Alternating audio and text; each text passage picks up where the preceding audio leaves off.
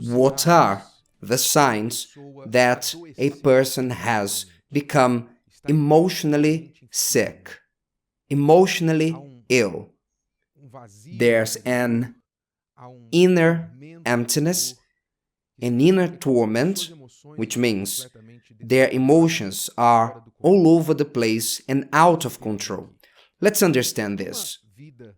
In a healthy life, someone who is well balanced, their emotions are always subject to their reasoning and controlled by it.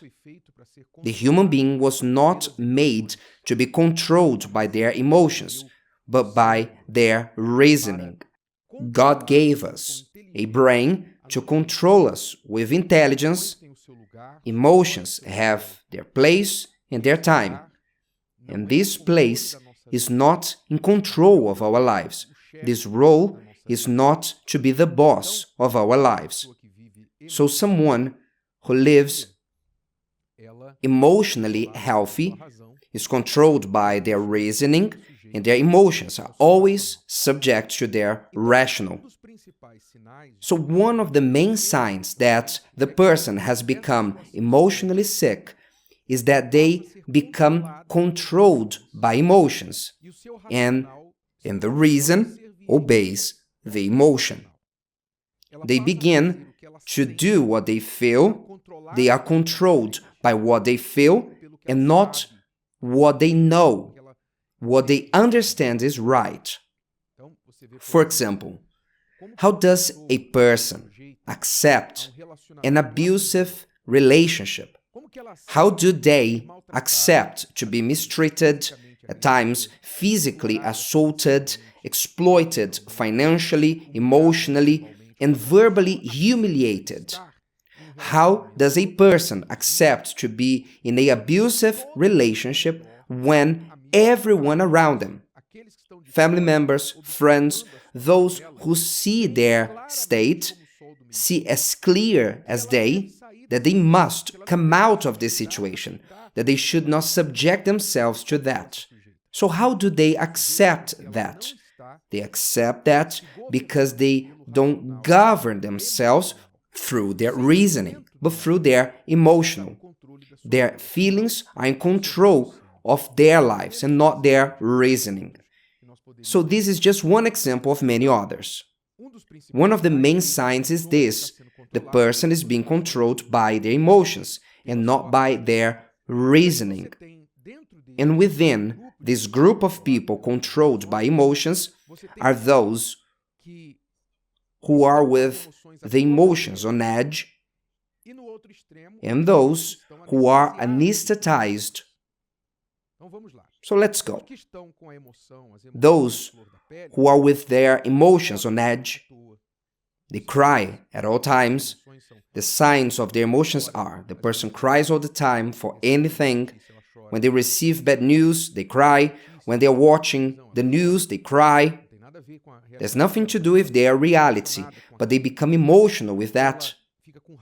They feel anger, an intense anger, an explosive anger, or an anger that is bottled up. They keep grudges easily. They can't forgive. All that they say or do, they keep it. It's as if they were writing a book to report everything that people have done, especially the mistakes. They don't write the hits, but the mistakes, because they feel like a victim of others and the world. So they take notes, they register that. They feel a great sadness. At times they are excited, and other times they are sad. Psychology has names for that, disorder of this or that. But the real scenery of the person is that they are emotionally sick. Their emotions have taken the place of the rational, in control of the person's life. This is what is happening. They have extreme emotions. They fight for no reason. They close off from others. Is someone who is unpredictable, like the phases of the moon. It changes, The person also changes 4 times a day. In the morning, they are one way, in the afternoon, another. So they are extremely emotional people, controlled by their emotions. On the other side, we have those who are anesthetized emotionally. They are usually at a more advanced stage. They don't care about anything. They don't smile, neither cry. They don't fight, but they also don't relate to anyone. They don't mistreat, neither treat well others. They are simply alive, anesthetized, just surviving, vegetating, because within them there's a pain that for them not to feel it, the best way they found to deal with it is to anesthetize it, is to pretend that it is not there. They don't want to express this pain. And naturally, they have no reason to be smiling. So they are anesthetized, numb. This is also a sign of a great emotional void. Between these two extremes, we have various other kinds of people, but we won't go into details. What does this mean?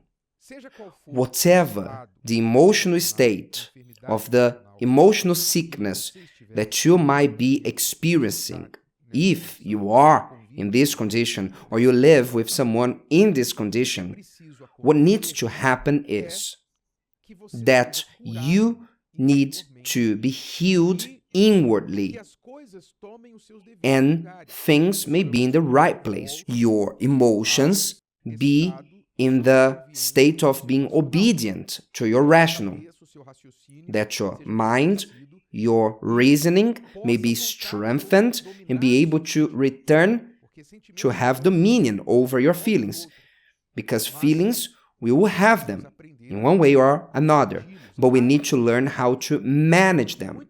And many in this world, they say, there's a belief in this world that you cannot control the heart. The heart is untamable, but that's not true. The Bible tells us to give an order to our heart. The Bible tells us to govern our heart and not to be deceived by it, because it is highly deceitful.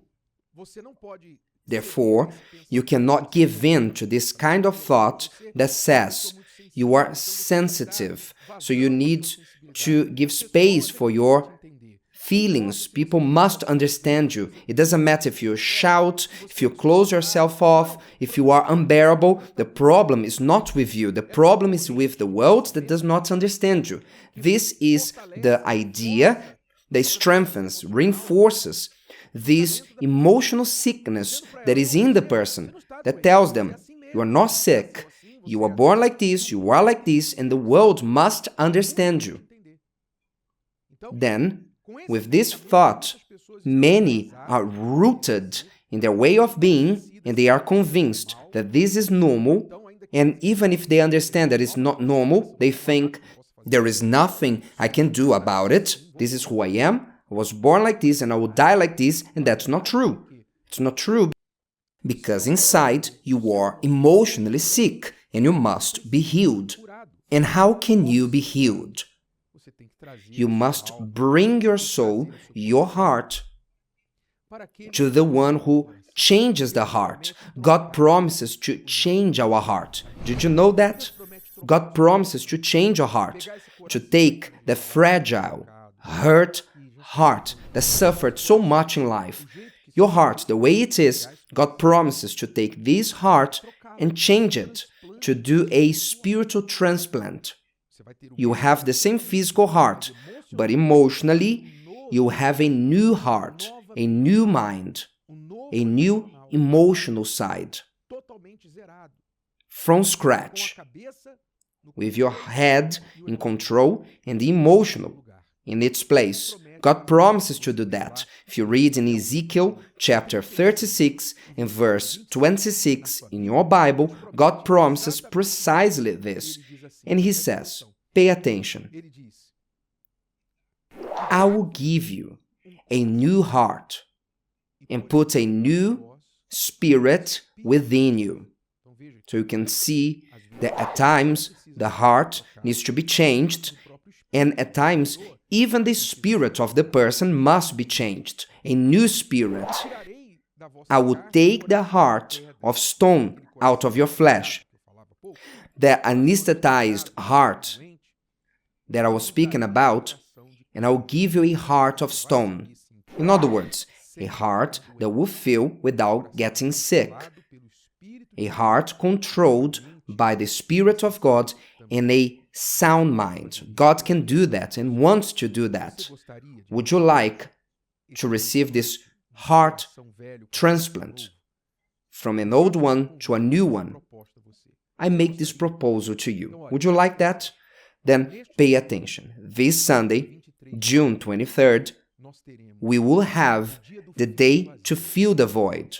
Here at the Temple of Solomon and in every universal church, we have this work of transplanting the heart, changing the inside, to end this void that is within you, to end this emotional illness, to heal you.